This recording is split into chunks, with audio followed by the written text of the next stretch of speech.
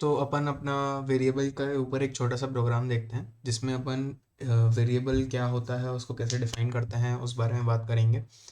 तो ये मेरा आईडी ही खुला हुआ है, इसमें फटाफट से मैं टू वेरिएबल नाम से एक फ़ाइल बना देता हूँ .cpp एक्सटेंशन दे के। और अगर आप लोग ने वो बॉयलर वाली वीडियो नहीं देखी हो जिसमें मैंने ये जो मैं अभी सामने स्निपेट टाइप कर रहा हूँ, तो वो आप लोग देख लेना। उसमें कुछ नहीं, जैसे सिंपली अभी मैंने लिखा, मैं जब भी अपने आप कोड VS कोड में बॉयलर लिखूंगा तो मेरे सामने ऐसा आ जाएगा कि बॉयलर प्लेट CPP। मैं इसको पूरा भी लिख सकता हूँ बॉयलर प्लेट CPP, और फिर जैसे ही मैं एंटर करूँगा तो ये मैंने डिफाइन किया था कि मुझे ये कमांड एंटर करने पे ये कोड दिखना चाहिए। तो ये मेरे बेसिक C++ का स्ट्रक्चर है। अब मैं कुछ नहीं, सिंपली बस एक प्रोग्राम बना रहा हूँ जिसमें मैं दो नंबर्स लूँगा, इंट num1 इंट num2 और एक नंबर रिजल्ट। और इसमें मैं num1 और num2 की वैल्यू यहीं इनिशलाइज कर दूंगा। तो num1 जैसे मुझे चाहिए 58, num2 मुझे चाहिए 65 और सम सम ठीक है, सम के अंदर अपन वैल्यूज ले लेंगे, ये मैंने प्री डिफाइन कर दिया। अब मैं एक कमांड लिखता हूँ इसमें सम। अब इस केस में मेरे पास तीन वेरिएबल बन रहे हैं, एक वेरिएबल मेरा num1 है, एक वेरिएबल मेरा num2 है और एक वेरिएबल सम है। तो जो थर्ड वेरिएबल है, मैंने फर्स्ट और सेकंड वेरिएबल की वैल्यू को यहीं डिफाइन कर दिया। ये वो केस है जिसमें अपन खुद डिफाइन कर रहे हैं, एक केस अलग हो सकता है इसमें अपन यूजर से इनपुट लेंगे, वो अपन आने वाली वीडियोस में देखेंगे। अभी आज के इस केस में अपन यहाँ पे खुद वेरिएबल की वैल्यू डिफाइन कर रहे हैं। तो यहाँ पे मैंने अपने पहले वेरिएबल की वैल्यू डिफाइन कर दी, यहाँ पे अपने दूसरे वेरिएबल की वैल्यू डिफाइन कर दी, और अब तीसरा वेरिएबल की वैल्यू क्या होगी मैं वो डिफाइन कर रहा हूँ। तो उसके लिए मैं यहाँ यूज़ कर रहा हूँ sum is equal to num1 plus num2 और फिर सेमीकोलन। मतलब जो ये थर्ड वेरिएबल था सम, सम की जो वैल्यू होगी वो होगी num1 वेरिएबल के अंदर जो वैल्यू है प्लस num2 वेरिएबल के अंदर जो वैल्यू है। अब मैं सिंपली यहाँ पे सिर्फ प्रिंट कर दूंगा कि द सम इज, ये स्टेटमेंट मुझे मेरे आउटपुट में दिखेगा।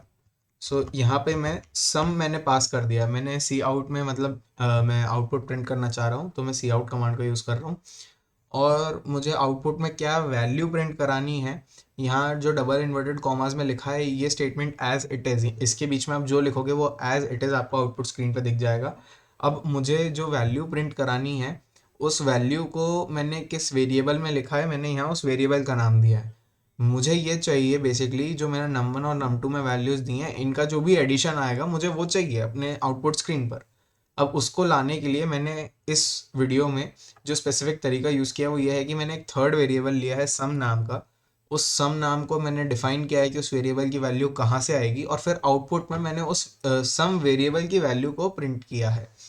तो इसको अब सेव करते हैं, कंट्रोल ऑल्ट एन से इसको रन करते हैं।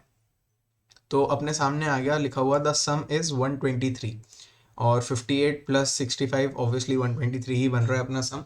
तो ये एक छोटा सा प्रोग्राम था जिसमें अपन ने डिफाइन किया कि वेरिएबल अपन कैसे यूज़ करते हैं।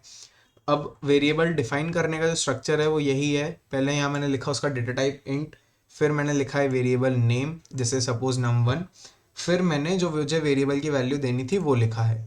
मैंने कॉमा करके यहाँ दो वेरिएबल के एक संग लिख दिए। आप चाहो तो आप इसको ऐसे भी लिख सकते हो कि आप यहाँ सेमीकोलन लगा दो, फिर आप एक नया वेरिएबल बनाओ, आप इसके बाद सेमीकोलन लगा दो, और फिर आप अगली लाइन में सम बनाओ और उसके बाद सेमीकोलन लगा दो। तो सेम चीज़ आप वो सिंगल लाइन में कर सकते थे जो यहाँ आप तीन अलग अलग लाइन में कर रहे हो, चीज़ सेम है, बस उनको लिखने का तरीका अलग है। और इसकी फंक्शनिंग मैंने पूरी समझाई दी। तो आई होप आप लोग को ये समझ में आया होगा। ये अपना एक बेसिक सा सिंपल प्रोग्राम था C++ में। ऐसे अपन दो तीन प्रॉब्लम्स और देखेंगे और फिर अपन आगे बढ़ेंगे नए कंसेप्ट्स पर। तो आई होप वीडियो अच्छी लगी हो। Do subscribe to the channel and like this video.